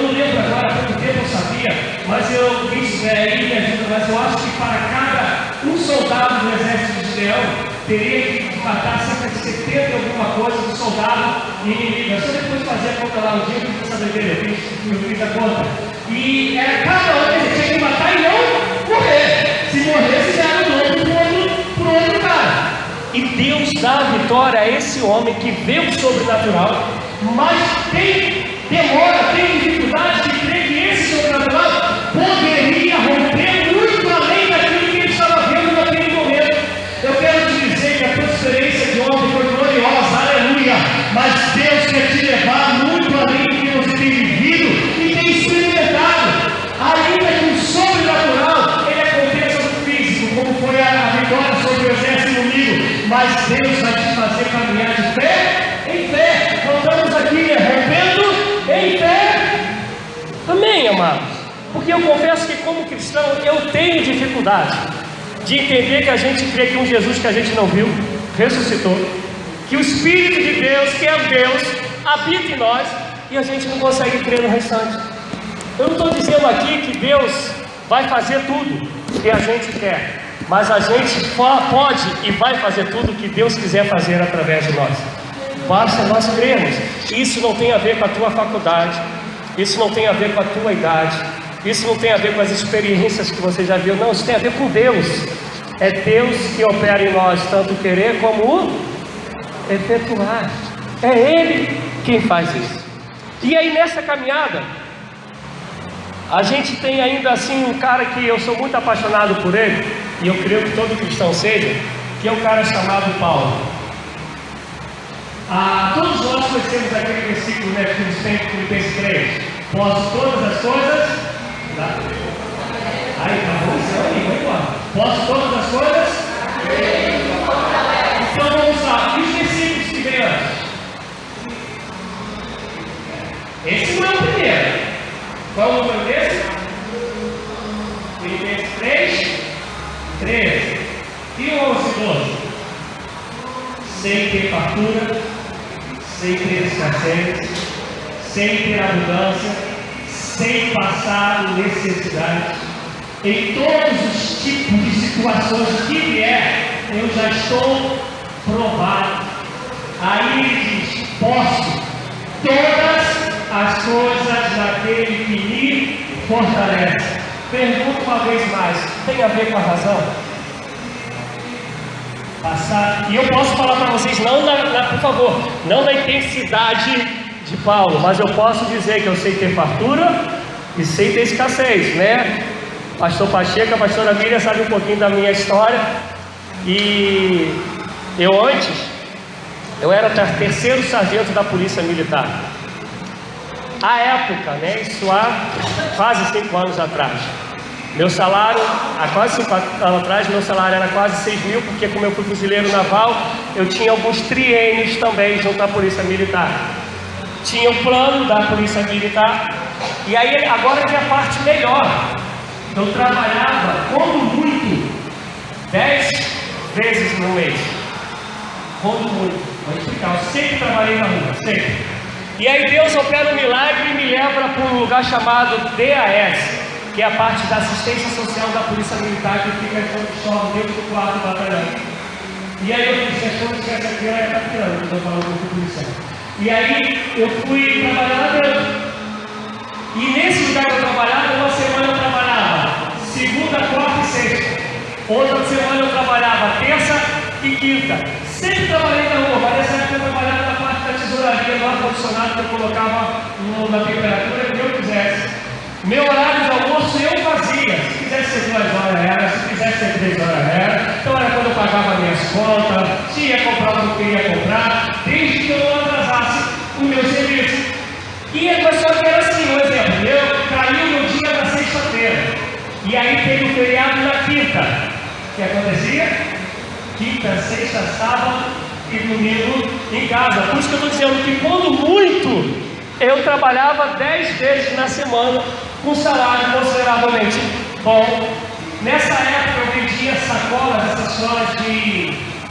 Ai Jesus, falou de palco de areia. Já viu essa sacolinha bonitinha? Eu vendi para palco de areia e outras marcas aí mais. Eu era preposto de um senhor de dar alguma coisa para Chique, que eu esqueci o nome agora também da empresa, que é lá de São Paulo, em Sorocaba. Eu era preposto dele e vendia, era policial, tinha esse tempo vago e vendia essas sacolas. 1 ano e pouco nessa situação. Estamos eu e minha esposa na escola de missões. Minha esposa é professora de educação física, inclusive se alguém aqui que seja professor, parabéns, hoje é o dia do professor de educação física. E aí minha esposa, professora de educação física, a gente com a vida tranquila, cada um com seu carrinho, ainda ganhava esse dinheirinho extra. Vamos ver minha esposa, minha família para a escola de missões. Deus começa a mostrar os países que precisavam de missionários. Por que eu estou também contando isso? Porque dentro dos itens que tem aqui, a gente precisa entender que para a gente transcender, para a gente ir além, uma das características que aqui tem é que nós precisamos amar missões, precisamos ser missionários, missionários de dentro da nossa casa, principalmente até onde Deus nos levar, mas a maior e primeira missão é dentro de casa, o pai, mãe, marido, esposa, filhos, esse é o lugar maior de missões. E aí Deus começou a mostrar os lugares que precisavam de missionários. Eu faço missão desde meu 2º ano de cristão, eu já estava na Jocum. Então assim, toda a minha vida no Evangelho, todos sabem o que é Jocum? Quem não sabe o que é Jocum? Não sabe. Jocum, Jovens com uma Missão. É um grupo, como eu vou dar o nome? Não é uma instituição, mas é quase isso, de interdenominacional, não tem nome, de até adolescente, hoje até alguns jovens e adultos, mas o certo é até jovens que trabalham fazendo missões no mundo. E aí você tem uma formação e depois é enviado. E aí começou a mostrar os países que precisavam de missionários. Gente, parecia filme. Eu lembro, pastora Miriam, como se fosse agora, eu sentado, a gente lá dentro da escola de missões, pelaquela primeira entrada, ficando do lado direito, ali para perto da parede, eu do lado de cá, minha esposa do lado de cá, e foi mostrando alguns países que a gente acha legal, tipo Espanha, né, Portugal, mas quando mostrou os países da América Latina, eu e minha esposa, olhamos para a cara do outro ao mesmo tempo assim, ó, e falamos assim, ó, vamos. Só que eu, policial militar, numa vida tranquilinha, minha esposa, funcionária pública, 2 filhos, como tu vai fazer missão? Falei, isso é fogo de palha. Isso foi em julho de 2013. Em janeiro de 2014, nós já estávamos no 14 de janeiro de 2014, nós estávamos descendo no Peru para fazer missões. E eu deixei a Polícia Militar apontando 7 anos e 9 meses para eu me aposentar, que na linguagem militar é para eu reformar. Tem explicação isso? Tem. Isso é doideira. Mas eu sei em quem tenho crido. E sei que foi o Senhor que me levou para ir muito além daquilo que eu tenho vivido e experimentado. Eu peguei uma igreja, uma das igrejas do Peru. 2 irmãos da minha igreja foram comigo, agora eu estou lá. Eu cheguei na igreja, a primeira igreja evangélica do Peru. A primeira igreja evangélica, é uma igreja metodista em Caial. A igreja foi inaugurada com 400 membros. Dentro da igreja tem um teatro, um anfiteatro dentro da igreja. Com 400 membros ela inaugurou. Eu cheguei lá com 21 ou 22 pessoas e só tinha esse número no dia de ceia. E aí, com respeito a todos os pastores, que o meu SC sabe disso, e meu bispo também, a minha Bíblia diz que sobre a ceia, fazer isso todas as vezes que vos reunirem, não é isso? Todas as vezes que. Então eu sempre falo que os católicos eles seguem mais a Bíblia nessa área do que a gente, porque toda missa que você for, tem ceia. A gente instituiu aí uma vez no mês, mas eu faço lá em Curicica a cada 15 dias. Eu fazia isso lá no Brito. E o que eu fiz no Peru? Primeira coisa, ceia, domingo sim, domingo não. Rebentei com o pessoal que só ia no primeiro domingo. Para encurtar a história, quando eu saí de lá, eu deixei a igreja com 52 membros. No nosso último culto tinham 70 e poucas pessoas na igreja.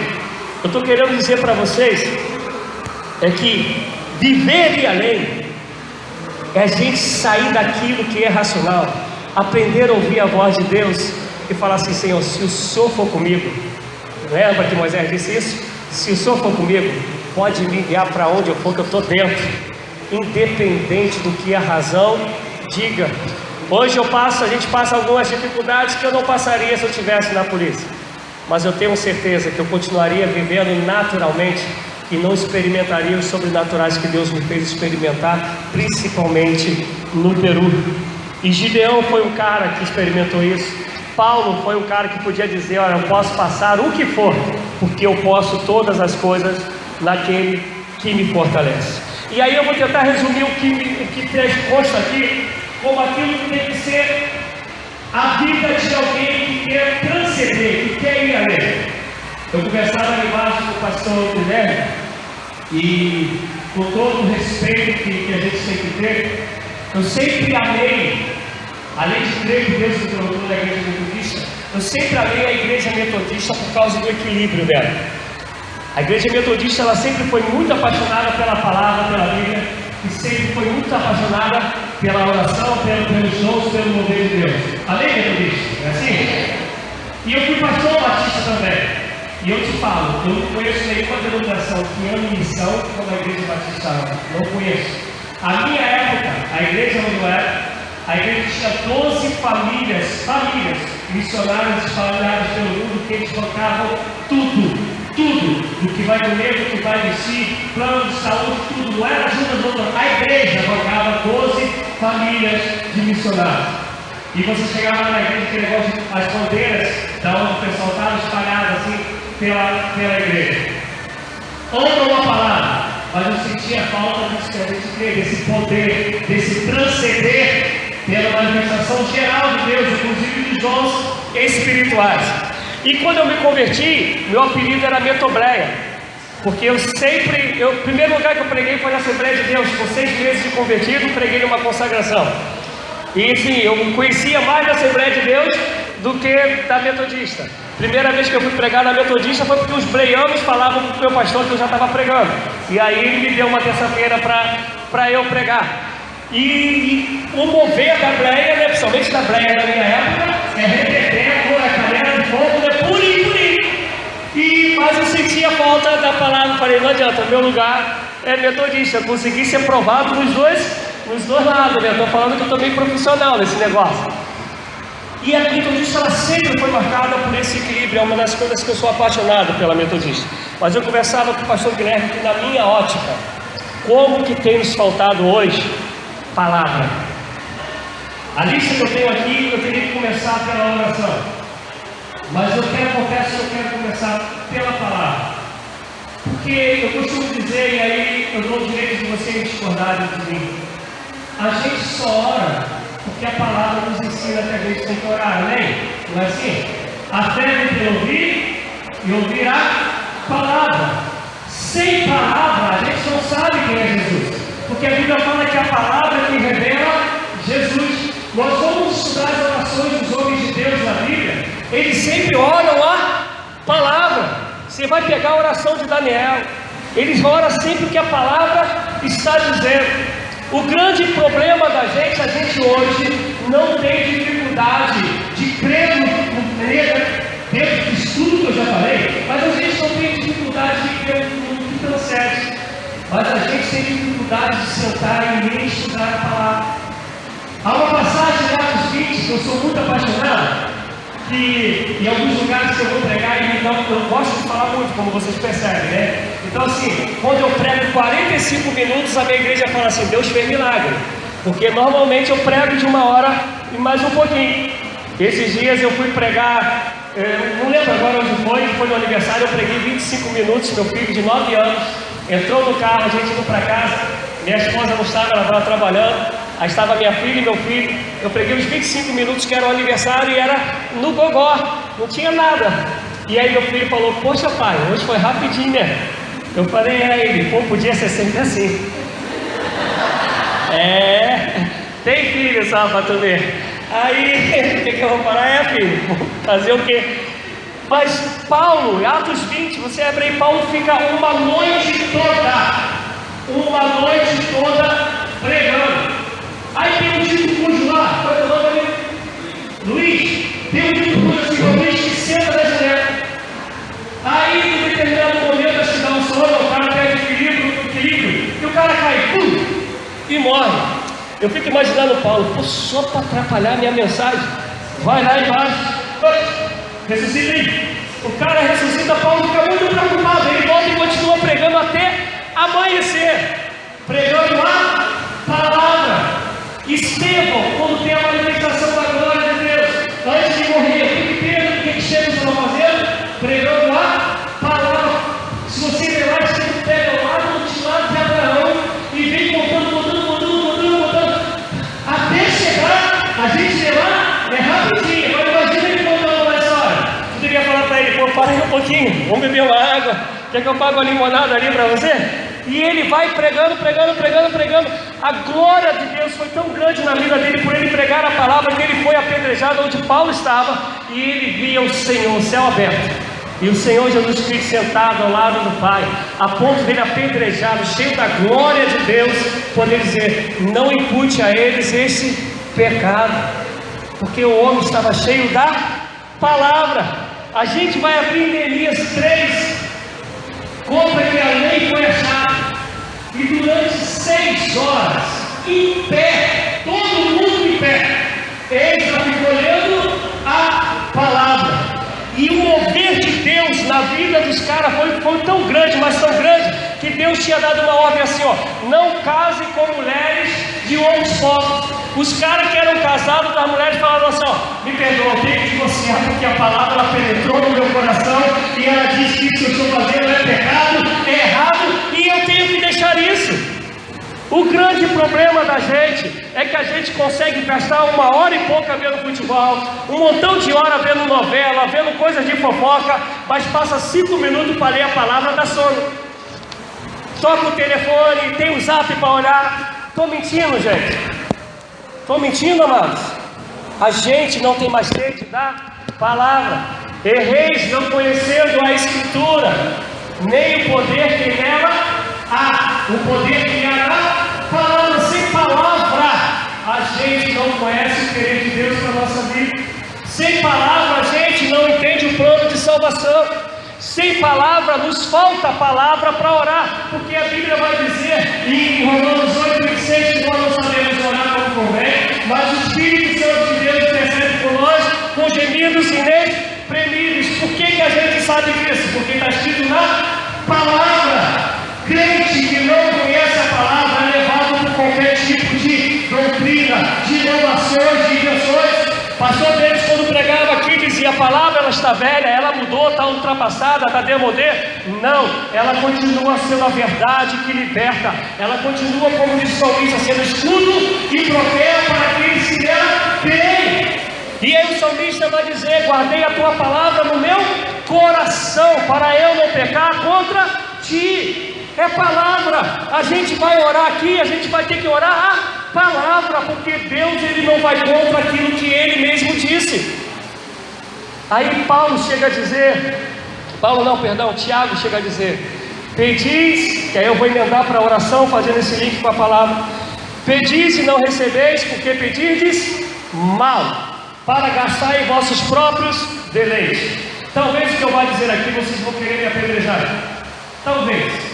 Mas como Deus já é com o Evangelho meu amigo, eu sei que Deus vai misericórdia para comigo. Você já reparou que quando a gente está cheio de Deus, cheio da palavra, as nossas orações, elas sempre se encaixam dentro do querer de Deus em nossas vidas? Amém? Quem é que tem experimentado isso? Quando a gente quase não conhece a palavra, as nossas orações só podem ser assim: me dá. É ou não é? Porque eu vou falar algo para vocês que eu tenho falado lá na minha igreja. Se você vem à igreja, com todo respeito aos pastores, a quem aqui está, se você vem à igreja para ser abençoado, você precisa se converter. A gente vem à igreja porque a gente é abençoado. Diz Efésios 1:12, capítulo 1 e 12, que o Senhor já nos abençoou com toda sorte de bênçãos na região espiritual, celestial. Diz que o poder que há e que ressuscitou a Cristo Jesus nos foi usado. Disse ainda aqui no capítulo 1 que Deus nos selou com o Espírito Santo de Deus, que nós habita, e Ele é o penhor da promessa do Espírito. Jesus Cristo veio nos buscar, que nós somos essa noiva.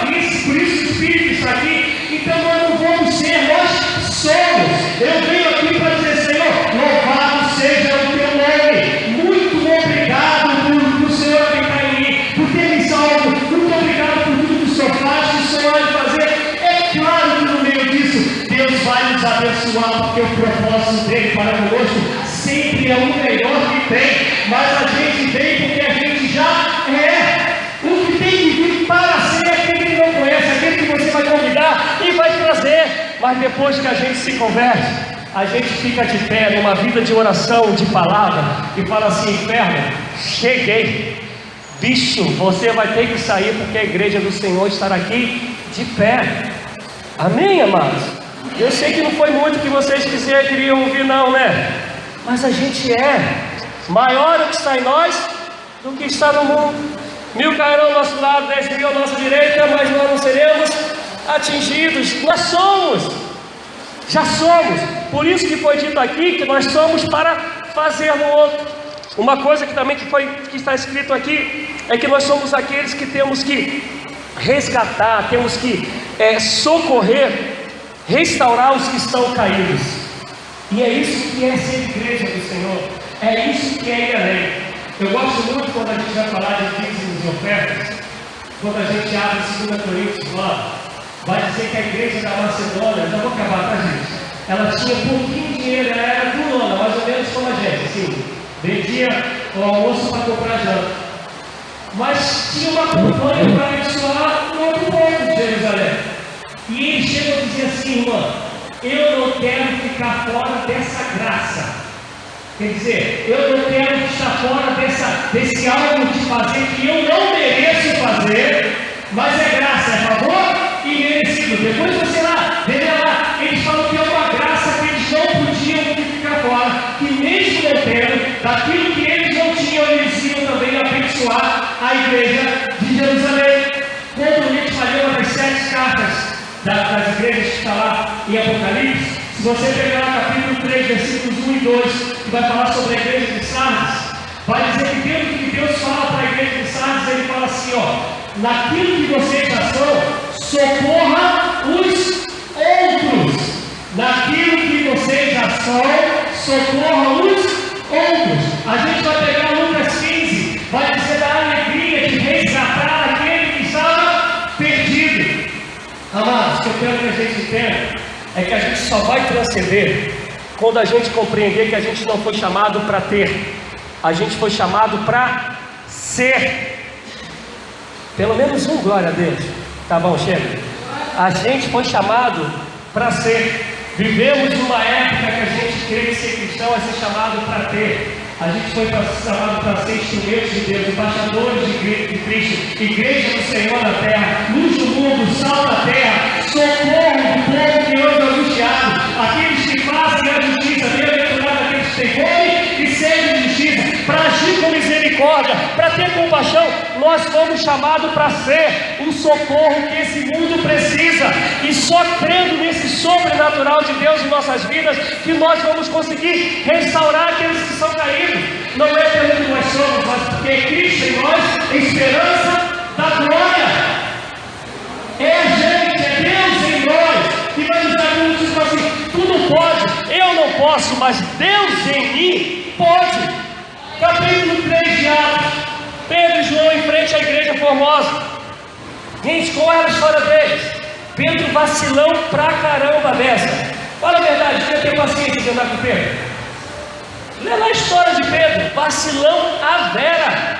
Até pegar na água o cara consegue ter fé, consegue não ter fé. E que complicado que o cara é. Vê lá 3, fala assim: vamos construir tenda. Que tem irmão, tu tá vendo que isso aqui é transcende, é sobrenatural. Tu acha que eu vou encaixar dentro de uma tenda dessa daí? E aí ele está lá em Mateus 16, quem diz que é o filho do homem? Ah, é Jeremias, é isso, é aquilo. E vocês me dizem: tu és Cristo, filho do Deus Filho, está dizendo: tu és Deus, o próprio Deus. Daqui a pouco Jesus fala assim: ó, eu vou sofrer, vou me arrebentar. E aí Jesus fala assim: para trás de mim, Satanás, porque tu cogita das coisas dos homens. Que cara difícil que é Pedro. Mas está Pedro e João em frente à igreja Formosa, eles vão entrar no templo. Escuta, por favor, que eu quero que vocês entendam o que é viver fora da expressão de hoje, né? Fora da caixinha, fora da religiosidade. Tem um mendigo, escuta, irmãs, tem um mendigo paralítico, pedindo din-din, esmola. Ele estava dentro ou fora da igreja? Fora. Eles são esses homens entrando. Pedro, esse vacilão aí, havia negado Jesus 3 vezes, mas Jesus, ele prega com um montão de gente. E aí olha o pai fala para ele, eu não tenho, dá um dinheiro aí, ele fala, ó, não temos nem ouro, nem prata, mas o que nós temos, te damos. Levanta e anda no nome de quem? De Jesus. Esse Pedro transformado, sabendo que ele nada é, mas que é Deus puro na vida dele, principalmente pela experiência do dia de Pentecostes, ele fala assim, olhe para mim. A gente quer viver o sobrenatural, quer ir além, mas normalmente a gente fala assim, olha para o outro. Já viu, todo mundo já ouviu isso, principalmente pastores, quando for para a igreja, não olha para o bonzinho, não, olha para Jesus. A gente tem que rasgar Atos, sabe, Atos 3. Porque Pedro fala assim, olha para mim, olha para nós, aqui, ó, aqui tem o povo de Deus, aqui tem o homem de Deus, que tem o poder que é o nome de Jesus, e ele é poderoso para te curar. Olha para mim, cara, olha, eu vim embora, levante, ó, todo mundo conhece essa história. Mas o terreno que acontece quando esse paralítico que foi curado do lado de fora, ele entra na igreja. E todo mundo está perguntando por que ele está andando. Deixa o pessoal se alegrar. Mas não, o milagre aconteceu lá do lado de fora. Como é que ele se pode estar andando? Porque o lugar do milagre é aqui dentro. Eu quero te dizer, meu amado, lugar de transcender, lugar de ir além, é onde Deus está na sua vida e é onde você está com Deus. Não é um espaço geográfico, é algo que é no sobrenatural. Eu costumo dizer, e vocês vão rir, que eu sou apaixonado por praia. E uma coisa que eu costumo dizer, que eu ia, na época de Jesus, eu ia andar coladão com ele. Porque toda hora Jesus estava na praia. Você vai ler a Bíblia toda hora, à beira-mar. Jesus ressuscita, para onde que ele vai? Para a praia, ainda prepara um peixe. Eu não como carne vermelha, mas peixe eu sou apaixonado. Cara, se já era voltar junto com Jesus mesmo, nem sei, entendeu? Minha vida é um projeto de Deus e nada pode mudar. E aí, Jesus vai para a praia. E eu costumo dizer que ele é o primeiro surfista que é da história, sabia disso, pastor Guilherme? Ele foi o primeiro a andar sobre as águas. É o primeiro surfista da história, né? Gente, eu quero que vocês entendam que o lugar do sobrenatural é onde você estiver. Você é a igreja do Senhor. E Deus não te levou, não te chamou para viver naquilo que todo mundo vive. Ele te levou para romper. E por último, que não é o último que seria da lista, mas vai ser o meu último por causa da hora. E eu vou juntar duas coisas: unidade e santidade. E eu vou terminar isso só para juntar. Unidade e santidade. Eu deixei essas duas para o último, porque é o que eu estou pregando lá na igreja desde o começo do ano. Conversava com o pastor Guilherme, que o pastor Pacheco teve lá, se você vai lembrar, a gente tem um cartaz grandão na igreja escrito maturidade e unidade. E é o que Deus colocou no meu coração nesse ano. E nós estamos desde o começo do ano pregando, eu estou desde o começo do ano pregando sobre Efésios. Desde o começo do ano. Vou acabar o capítulo 5 no outro domingo ainda, porque amanhã não vai dar ainda. E desde o começo do ano. E quando a gente vai ler o capítulo 4, principalmente de Efésios, ele vai falar sobre a unidade, vai falar sobre a santificação e vai falar sobre essa vida da maturidade. É lá que a gente vai encontrar falando assim, ó: aquele que furtava, não furte mais. Escuta aí, crente, por favor. Eu sei que a gente veio aqui para ser cheio de Deus. Eu quero crer que a gente está sendo cheio de Deus, amém? Está escrito lá assim, ó: aquele que furtava, não furte mais. A gente poderia dizer, poxa, esse aí se converteu, né? Aí não acaba aí. Aquele que furtava, não furte mais. Antes, trabalhe. Aí ele vai falar, caraca, esse aí agora é Jesus veio. Só que o Evangelho vai fala assim: aquele que furtava, não furte mais. Antes, trabalhe, para ter o recurso, poder ajudar a quem tem necessidade. Consegue entender o que é uma vida que vai além daquilo que é natural, de quem foi impactado por Deus de verdade? Eu deixo de fazer o que é errado, passo para fazer o que é certo, e vou além daquilo que é certo e é normal, porque eu tenho que transcender aquilo que todo mundo pensa, porque minha mente agora é cativa de Jesus Cristo. E aí nesse capítulo vai dizer o seguinte assim: e devemos andar em unidade. Eu quero dar um exemplo aqui. Qual é o nome, irmã? Vanusa. O nome da irmã é? Carlos. Então, Carlos, o Espírito Santo habita na senhora? Ela disse que tem que sim. Habita na irmã Vanusa? Se o Espírito é o mesmo, e eu quero crer que é o mesmo Espírito que habita em nós, esse Espírito é o próprio Deus, amém? E Deus é amor, amém? Se o Espírito é o mesmo, se o Deus é Deus de amor, existe como Deus está dividido, isso é, a irmã Luz e a irmã Carmen não se gostaram, não estarem em unidade. Se isso não acontece, se não existe a unidade, é sinal que o Espírito na vida de alguém não é de Deus. Porque Deus não vive dividido. Deus ele levanta para unir, porque o Espírito que habita em nós é o mesmo. Esse Espírito não foi nos dado pelo Senhor, porque ele é o próprio Deus, e é Deus de amor. Igreja que não é unida, vai dizer o Senhor Jesus, um reino dividido não subsiste. Igreja que não é unida precisa se converter, precisa ser cheio do Espírito para poder de fato viver a unidade do corpo de Cristo. Em Atos 4 vai dizer que eles viviam unidos. Em capítulo 2 de Atos ainda vai dizer que antes de receberem o poder dos céus, eles estavam unânimes, estavam unidos. Se somos o Senhor, temos que viver em unidade. E o que nos faz ser possível uma vida de santidade? Eu curtava, não curto mais, agora trabalho e eu socorro, porque Hebreus 12 vai dizer que sem santificação ninguém verá a Deus.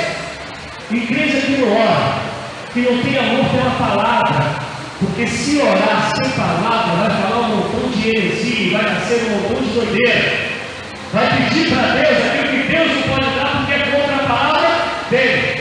Eu, quando estava numa determinada igreja, eu não vou citar o nome com essa história, a gente vai encerrar. Tinha uma irmã, a pastora presidente da igreja, roubaram o carro dessa irmã, dessa pastora, era presidente dessa denominação, a gente estava lá no grupo, e acharam o carro dela cheio de marca de sangue nos bancos.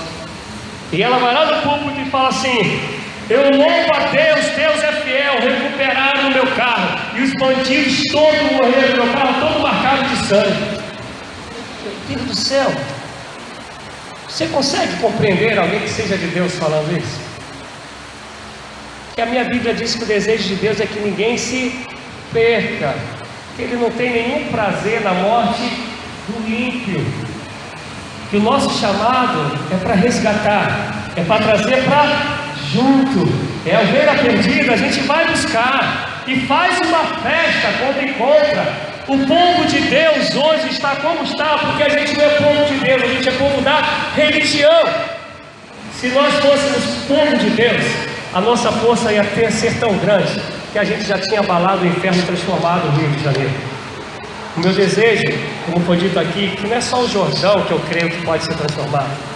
Eu creio que o Rio de Janeiro, que o Brasil pode ser transformado, que Deus é poderoso para nos levar muito além daquilo que temos vivido, mas tem que ter uma caminhada nossa, uma vida de oração, de santificação, de leitura da palavra, de restaurar o caído, de viver em unidade, porque só dessa maneira que diz João 13, que vão olhar para nós e vão dizer que de fato somos discípulos e discípulas do Senhor Jesus. O meu desejo é que o Senhor Jesus nos leve a essa fé do sobrenatural, essa fé que nos leva muito além. Vamos ficar de pé? Essa fé que nos faz romper, que nos faz